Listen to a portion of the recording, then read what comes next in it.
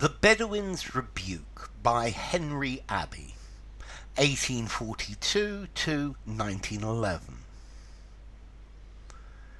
Neeber, a Bedouin of noble heart, that from good men received of praise the fee, owned a brave horse with which he would not part, because from death he once had run him free.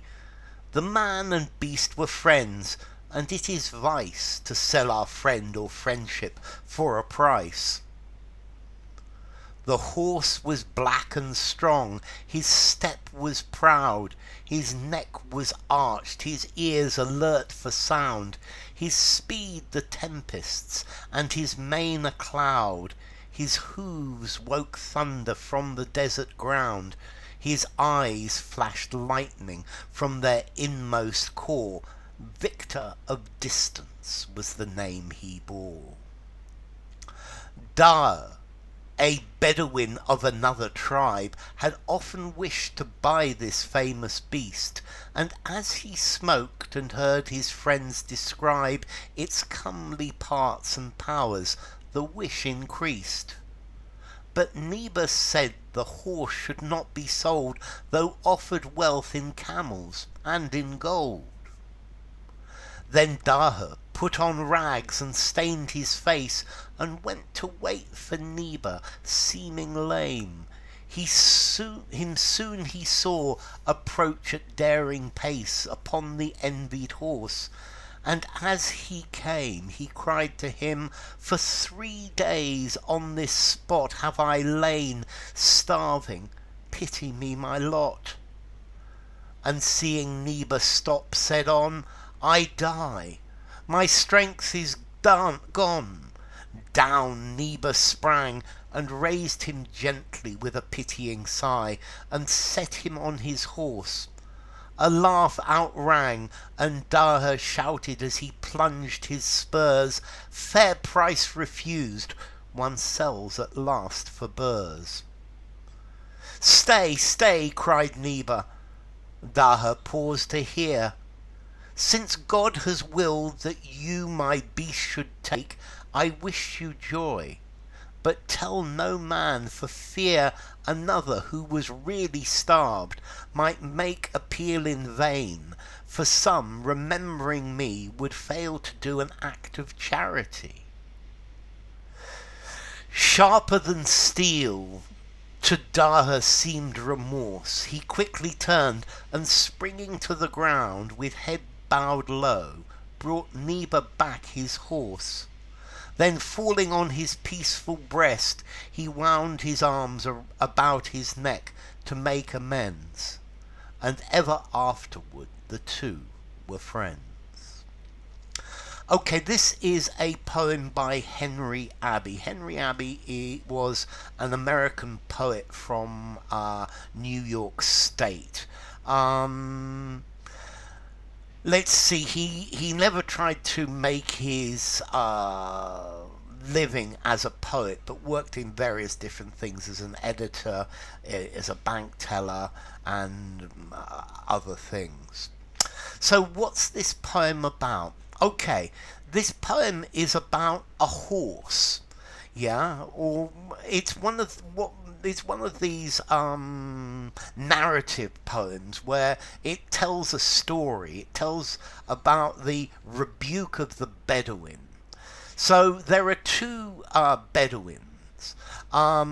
Neeber, a Bedouin of noble heart, that from good men received of praise the fee. So Neeber's a good man, and people praise him. Yeah. Anyway, Neeber owned a brave horse with which he would not part. So he had a horse that was a very brave horse, because from death he once had run him free. So this horse had once saved Neeber from death. The man and beast were friends, and it is vice, it's a bad thing, to sell our friend or friendship for a price. You can't sell a friend, and the horse was his friend. The horse was black and strong, his step was proud. So it was a big, strong, black horse who stepped proudly. His neck was arched, his ears alert for sound. Okay, so a really good-looking horse. His speed's the tempest. So he ran as fast as the storms, and his mane, the hair at the back of his neck, a cloud. His hooves woke thunder from the desert ground, so the sound of his hooves running across the desert sounded like thunder. His eyes flashed lightning from their inmost core, so from the center of his light there was like flashes of lightning, and Victor of Distance was the name he bore. So the horse's name was Victor of Distance.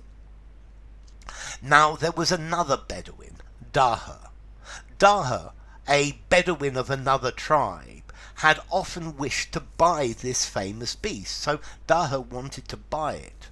And as he smoked and heard his friends describe its comely parts and powers, the wish increased. So Daha's listening to his friends talk about this horse, and he's smoking with them, and his friends talk about its comely parts, its handsome, good-looking characteristics. He wanted it more and more.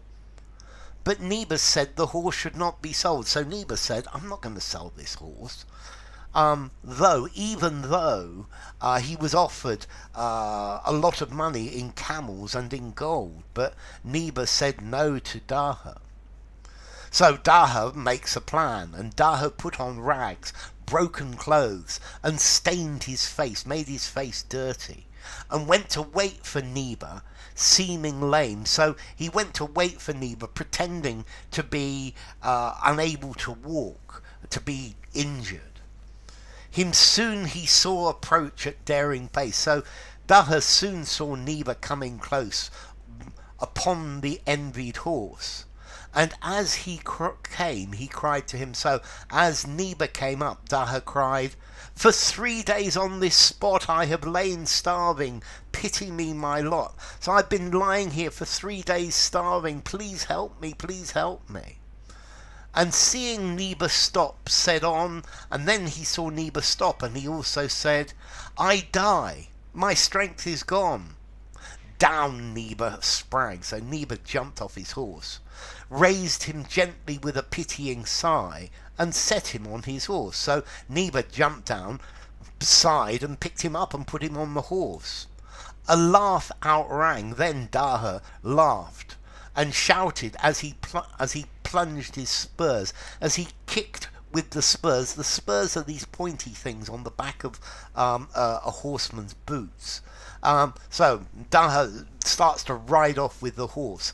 Fair price refused, one sells at last for burrs.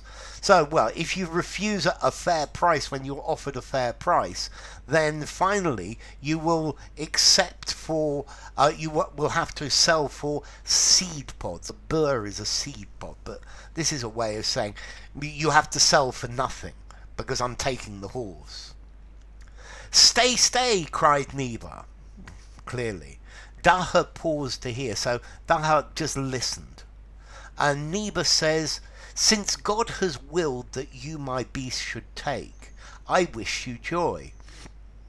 So it's God's will that you are going to take my horse. So good luck, but tell no man. So don't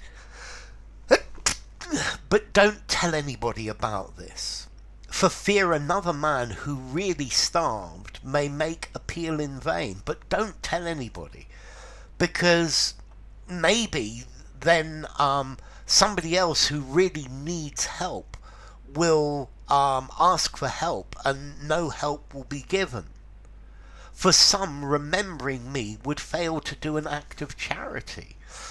So don't tell anyone, because if people find out, then people might remember what happened to me and what you did, and they might then not commit an act of charity. They may not help somebody in need, and that would be a horrible thing.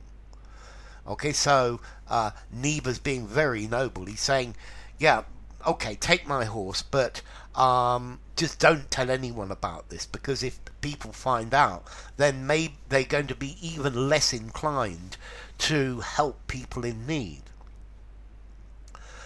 Sharper than steel to Daha seemed remorse.